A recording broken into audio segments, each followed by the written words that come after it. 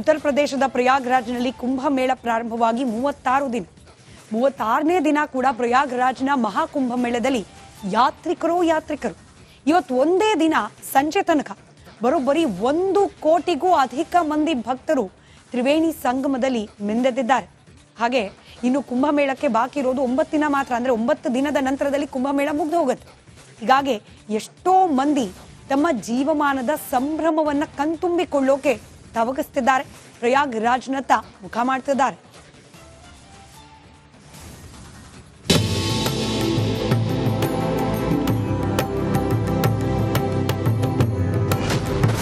ಕುಂಭಮೇಳ ಇನ್ನು 9 ದಿನ ಮಾತ್ರ. ಪ್ರಯಾಗ್ರಾಜ್ಗೆ ಹರಿದು ಬರುತ್ತಿದೆ ಜನಸಾಗರ.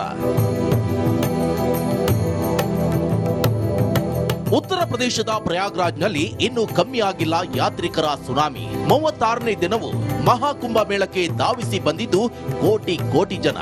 ಗಂಗಾ, ಯಮುನಾ, ಸರಸ್ವತಿ, ತ್ರಿವೇಣಿ ಸಂಗಮದಲ್ಲಿ ಪುಣ್ಯ ಸ್ನಾನ ಮೂಲಕ ಧನ್ಯ ಆಗ್ತಿದೆ ಭಕ್ತಗಣ. ಈವರೆಗೆ 54 ಕೋಟಿ ಜನರ ಪುಣ್ಯ ಸ್ನಾನ.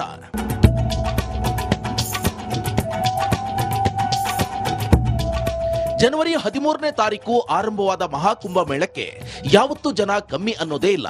ಇವತ್ತು ಸಹ ಸಂಜೆ ಹೊತ್ತಿಗೆ ತ್ರಿವೇಣಿ ಸಂಗಮದಲ್ಲಿ ಪುಣ್ಯ ಸ್ನಾನ ನೆರವೇರಿಸಿದ್ದು 1.08 ಕೋಟಿ ಜನ. ಇಲ್ಲಿಯ ತನಕ ಹೀಗೆ ಮಹಾಕುಂಭ ಮೇಳಕ್ಕೆ ಧಾವಿಸಿದ ಯಾತ್ರಿಕರ ಲೆಕ್ಕ 54 ಕೋಟಿ. ಇದು ಇನ್ನೂ ಹೆಚ್ಚುತ್ತಲೇ ಇದೆ. ಇದೀಗ ಯಾವ ಮಟ್ಟಕ್ಕಾಗಿದೆ ಅಂದ್ರೆ ಮಹಾಕುಂಭ ಮೇಳದ ಡೇಟ್ಸ್ ಅನ್ನೇ ವಿಸ್ತರಿಸೋಕೆ ಸಿಎಂ ಯೋಗಿಗೆ ಕೋರಿದ್ದಾರೆ ಪ್ರತಿಪಕ್ಷ ನಾಯಕ ಅಖಿಲೇಶ್ ಸಿಂಗ್ ಯಾದವ್. ಈ ಹಿಂದೆ ಕುಂಭಮೇಳ ಅವಧಿ 75 ದಿನ ಇದ್ರೆ ಈಗ ಬರೀ 45 ದಿನ ಇದೆ. ಹೀಗಾಗಿ ಜನದಟ್ಟಣೆ ಆಗ್ತಿದೆ.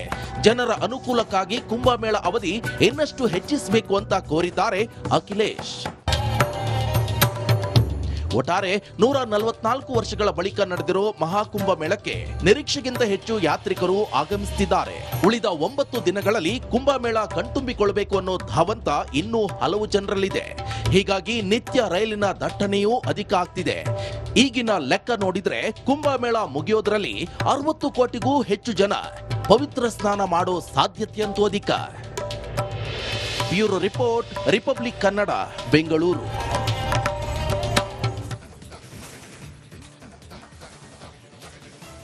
ಶತಮಾನದ ಮಹಾ ಸಂಭ್ರಮ ಮುಕ್ತಾಯಗೊಳ್ಳಲಿಕ್ಕೆ 9 ದಿನ ಬಾಕಿ.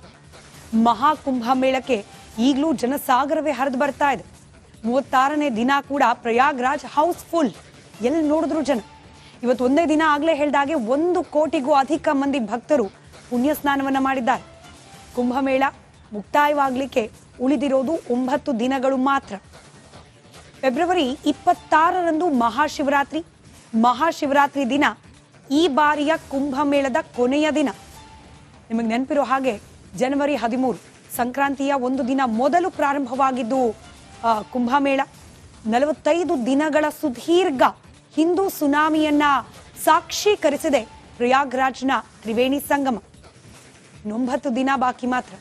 ಹೀಗಾಗಿ ಕುಂಭಮೇಳದ ಆ ತ್ರಿವೇಣಿ ಸಂಗಮದಲ್ಲಿ ಸ್ನಾನ ಮಾಡುವ ಸಲುವಾಗಿ, ಪುಣ್ಯ ಸ್ನಾನ ಮಾಡುವ ಸಲುವಾಗಿ ಪ್ರತಿ ದಿನವೂ ಕೂಡ ಯಾತ್ರಿಕರ ಪ್ರವಾಹವೇ ಹರಿದು ಬರ್ತಾ ಇದೆ. ಯಾತ್ರಿಕರ ದಟ್ಟಣೆ ಎಷ್ಟರ ಮಟ್ಟಿಗಿದೆ ಅಂದ್ರೆ ನಾವು ಗಮನಿಸಿದ್ವಿ. ಹಿಂದೆ ಪುಣ್ಯ ಸ್ನಾನದ ಸಂದರ್ಭದಲ್ಲಿ ಕಾಲ್ತುಳಿತ ಆಗಿದ್ದು ಪ್ರಯಾಗ್ರಾಜ್ನಲ್ಲಿ, ದೆಹಲಿಯ ರೈಲ್ವೆ ನಿಲ್ದಾಣದಲ್ಲಿ ಕಾಲ್ತುಳಿತ ಆಗಿದ್ದು, ಆ ಪ್ರಮಾಣದಲ್ಲಿ ಜನ ಹರಿದು ಬರ್ತಾ ಇದ್ದಾರೆ ಪ್ರಯಾಗ್ರಾಜ್ನ ಕಡೆಗೆ. ಇನ್ನು ದೆಹಲಿಯ ರೈಲ್ವೆ ನಿಲ್ದಾಣದಲ್ಲಾದ ದುರಂತದ ನಂತರದಲ್ಲಿ ಪ್ರಯಾಗ್ರಾಜ್ನ ರೈಲ್ವೆ ನಿಲ್ದಾಣದಲ್ಲಿ ಒಂದಷ್ಟು ಬದಲಾವಣೆಗಳನ್ನ ಯಾತ್ರಾರ್ಥಿಗಳ ಹಿತದೃಷ್ಟಿಯಿಂದ ಮಾಡಲಾಗಿದೆ. ಹೆಚ್ಚಿನ ಸಂಖ್ಯೆಯಲ್ಲಿ ಜನ ಬಂದ್ರೆ ನಿರ್ವಹಣೆ ಮಾಡಲಿಕ್ಕೆ ಕಷ್ಟವಾಗಬಹುದು ಅನ್ನೋ ಕಾರಣಕ್ಕೆ ಪ್ರಯಾಗ್ರಾಜ್ನ 3 ರೈಲ್ವೆ ನಿಲ್ದಾಣಗಳ ಪೈಕಿ ಒಂದನ್ನ ಬಂದ್ ಮಾಡಲಾಗಿದೆ. ಗಮನಿಸಿ, ಎಲ್ಲಾ ರೈಲ್ವೆ ನಿಲ್ದಾಣ ಅಲ್ಲ, ಒಂದನ್ನ ಮಾತ್ರ ಬಂದ್ ಮಾಡಲಾಗಿದೆ. ಪ್ರಯಾಗ್ರಾಜ್ ಸಂಗಮ, ಇದು ರೈಲ್ವೆ ಸ್ಟೇಷನ್ನ ಹೆಸರು. ಪ್ರಯಾಗ್ರಾಜ್ ಸಂಗಮ್ ರೈಲ್ವೆ ನಿಲ್ದಾಣ, ಆ ಸ್ಟೇಷನ್ ಅನ್ನ ಕ್ಲೋಸ್ ಮಾಡಲಾಗಿದೆ. ಫೆಬ್ರವರಿ 26ರ ತನಕ ಈ ಒಂದು ಸ್ಟೇಷನ್ನಲ್ಲಿ ರೈಲುಗಳು ಕಾರ್ಯನಿರ್ವಹಣೆ ಮಾಡೋದಿಲ್ಲ. ಬದಲಿಗಿರುವ ಇನ್ನೆರಡು ರೈಲ್ವೆ ಸ್ಟೇಷನ್ ಅಲ್ಲಿ ಯಥಾವತ್ತಾಗಿ ರೈಲುಗಳ ಸಂಚಾರ ಇರುತ್ತೆ. ಈ ಒಂದು ಸ್ಟೇಷನ್ಗೆ ಬರೋ 15 ರೈಲುಗಳ ಮಾರ್ಗವನ್ನ ಬದಲಾವಣೆ ಮಾಡಲಾಗಿದೆ. ದೆಹಲಿಯ ಕಾಲ್ತುಳಿತದ ನಂತರದಲ್ಲಿ ಈ ಮುಂಜಾಗ್ರತಾ ಕ್ರಮವಾಗಿ ಈ ಒಂದು ಸ್ಟೇಷನ್ ಅನ್ನ ಮಾತ್ರ ಬಂದ್ ಮಾಡಲಾಗಿದೆ. ಅತ್ಯಧಿಕ ಪ್ರಮಾಣದಲ್ಲಿ ಯಾತ್ರಿಕರು ಬರ್ತಾ ಇದ್ದಾರೆ, ಯಾತ್ರಾರ್ಥಿಕರು ಬರ್ತಿದ್ದಾರೆ. ಈ ಸಲುವಾಗಿ ಮುಂಜಾಗ್ರತಾ ಕ್ರಮವಾಗಿ ಈ ರೈಲ್ವೆ ನಿಲ್ದಾಣವನ್ನ ಕ್ಲೋಸ್ ಮಾಡಲಾಗಿದೆ. ಪ್ರಯಾಗ್ರಾಜ್ ಸಂಗಮ ಸ್ಟೇಷನ್ ಮಾತ್ರ ನೆನಪಿಟ್ಕೊಳ್ಳಿ, ಪ್ರಯಾಗ್ರಾಜ್ ಸಂಗಮ್ ರೈಲ್ವೆ ನಿಲ್ದಾಣವನ್ನ ಮಾತ್ರ ಅಲ್ಲಿನ ಕಾರ್ಯಚಟುವಟಿಕೆಯನ್ನ ಸ್ಟಾಪ್ ಮಾಡಲಾಗಿದೆ. ಅಲ್ಲಿಂದ ರೈಲು ಹತ್ತೋಕೆ ಜಂಕ್ಷನ್ಗಳನ್ನ ಅವಲಂಬನೆ ಮಾಡಬೇಕಾಗತ್ತೆ. ಯಾರೆಲ್ಲರೂ ಆ ಸ್ಟೇಷನ್ ಇಂದ ಟಿಕೆಟ್ಗಳನ್ನ ಬುಕ್ ಮಾಡ್ಕೊಂಡಿದ್ರಿ ಅಥವಾ ಆ ಸ್ಟೇಷನ್ ಇಂದ ರೈಲ್ ಇದೆ, ಬೇರೆ ಜಂಕ್ಷನ್ಗಳನ್ನ ಅವಲಂಬನೆ ಮಾಡಬೇಕಾಗತ್ತೆ. ಪ್ರಯಾಗ್ರಾಜ್ ಜಂಕ್ಷನ್ ನಲ್ಲಿ ಎಂದಿನಂತೆ ರೈಲುಗಳ ಓಡಾಟ ಇರುತ್ತೆ. ಪ್ರಯಾಗ್ರಾಜ್ ಸ್ಟೇಷನ್ ಅಲ್ಲೂ ಕೂಡ ಗಮನಿಸಿ, ಪ್ರಯಾಗ್ರಾಜ್ ಸಂಗಮ್ ಆ ಒಂದು ನಿಲ್ದಾಣ ಮಾತ್ರ ಕಾರ್ಯನಿರ್ವಹಿಸೋದಿಲ್ಲ. ಪ್ರಯಾಗ್ರಾಜ್ ಜಂಕ್ಷನ್ ಅಂತ ಹೇಳಿ ಮತ್ತೊಂದು ರೈಲ್ವೆ ನಿಲ್ದಾಣ ಇದೆ, ಅಲ್ಲಿ ಯಥಾವತ್ತಾಗಿ ರೈಲುಗಳ ಓಡಾಟ ಇರುತ್ತೆ. ಪ್ರಯಾಗ್ರಾಜ್ ಸ್ಟೇಷನ್ ಅಲ್ಲೂ ಕೂಡ ರೈಲುಗಳ ಸಂಚಾರ ಇರುತ್ತೆ. ಫೆಬ್ರವರಿ 28ರ ತನಕ, ಅದಾದ ನಂತರದಲ್ಲಿ ಯಥಾವತ್ತಾಗಿ 3 ನಿಲ್ದಾಣಗಳು ಕೂಡ ಕಾರ್ಯನಿರ್ವಹಿಸುತ್ತೆ. ಉಳಿದಿರೋದು 9 ದಿನ. ಸಾಧ್ಯವಾದ್ರೆ ಶತಮಾನದ ಈ ವೈಭವವನ್ನ ಕಣ್ತುಂಬಿಕೊಳ್ಳುವ ಅವಕಾಶ ನಿಮಗಿದ್ರೆ ಹೋಗಿ ಬನ್ನಿ. ಆದ್ರೆ ಎಲ್ಲದಕ್ಕಿಂತ ಅಧಿಕವಾಗಿ ನಿಮ್ಮ ಸುರಕ್ಷತೆ, ನಿಮ್ಮ ಜೀವದ ಸುರಕ್ಷತೆ ನಿಮಗೆ ಆದ್ಯತೆಯಾಗಿರ್ಲಿ ಅಂತ ಹಾರೈಸ್ತಾ ಇವತ್ತಿನ ಎಕ್ಸ್ರೇ ಕಾರ್ಯಕ್ರಮ ಮುಗಿಸ್ತಾ ಇದ್ದೀನಿ. ನೋಡ್ತಾ ಇರಿ ರಿಪಬ್ಲಿಕ್ ಕನ್ನಡ, ಇದು ನಿಮ್ಮ ಧ್ವನಿ. 150 ಸುದ್ದಿ, 120 ಇಂಪ್ಯಾಕ್ಟ್. ಸೂಪರ್ 3 ಇಲ್ಲೇ ಡ್ರಾ, ಇಲ್ಲೇ ಬಹುಮಾನ. ಮಾಧ್ಯಮ ಇತಿಹಾಸದಲ್ಲೇ ಮೊದಲು ಪರಿಹಾರ ಪತ್ರಿಕೋದ್ಯಮ.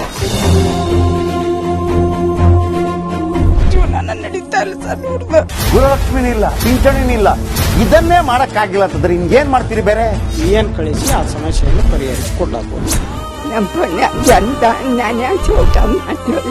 ಒಬ್ಬ ಅಜ್ಜಿ, ಅವರು ವಿಕಲಚೇತನರು, ಯಾರ ಹತ್ರ ಹೇಳೋದು? ನಿಮ್ ಪ್ರಾಬ್ಲಮ್ ಏನಪ್ಪಾ ಅಂತ ಕೇಳೋದಕ್ಕೆ ಯಾರು ಇಲ್ವಲ್ಲ. ಆಗ ನಾವಿರ್ತೀವಿ, ನಾವಿರೋದೇ ನಿಮ್ಗಾಗಿ. ನಾನು ಇರುವವರೆಗೆ, ಅವರು ಇರುವವರೆಗೆ 1000 ರೂಪಾಯಿ ತಿಂಗಳು ಆಗ್ತೀನಿ. ಆದ್ರೆ ಈ ಕೆಲಸ ಇದೆಯಲ್ಲ, ಯಾವತ್ತೂ ಕೂಡ ಶಾಶ್ವತವಾಗಿ ನಮಗೊಂದು ಒಳ್ಳೆ ನೆನಪನ್ನ ಕೊಡುತ್ತೆ, ನಮ್ಮನ್ನ ಕಾಪಾಡುತ್ತೆ. 24 ಗಂಟೆಯಲ್ಲಿ ಅವರ ಬದುಕು ಬದಲಾಗಿ ಹೋಯಿತು. ನಾವು ರಿಪಬ್ಲಿಕ್ ಕನ್ನಡ, ನೇಷನ್ ಫಸ್ಟ್. ಸಮಾಜ ನಮಗೆ ಬಹಳ ಮುಖ್ಯವಾಗಿರುತ್ತೆ. ನಾವು ಆ ಜಾತಿ ಈ ಜಾತಿ ಅಂತ ನೋಡೋದಿಲ್ಲ. ಸಮಾಜದ ಕಟ್ಟ ಕಡೆ ವ್ಯಕ್ತಿ ಯಾರಿರ್ತಾನೆ, ಅದು ಯಾವುದೇ ಜಾತಿಯವನಾಗಿರ್ಬೋದು, ಯಾರು ಕಷ್ಟದಲ್ಲಿದ್ದಾನೆ ಅವನ ಪರವಾಗಿ ಧ್ವನಿ ಇರ್ತೇನೆ. ಕನ್ನಡಕ್ಕೆ ಧನ್ಯವಾದ. ನಾವು 1 ವರ್ಷದ ನಿರ್ಭೀತ ಪತ್ರಿಕೋದ್ಯಮ ರಿಪಬ್ಲಿಕ್ ಕನ್ನಡ, ಇದು ನಿಮ್ಮ ಧ್ವನಿ.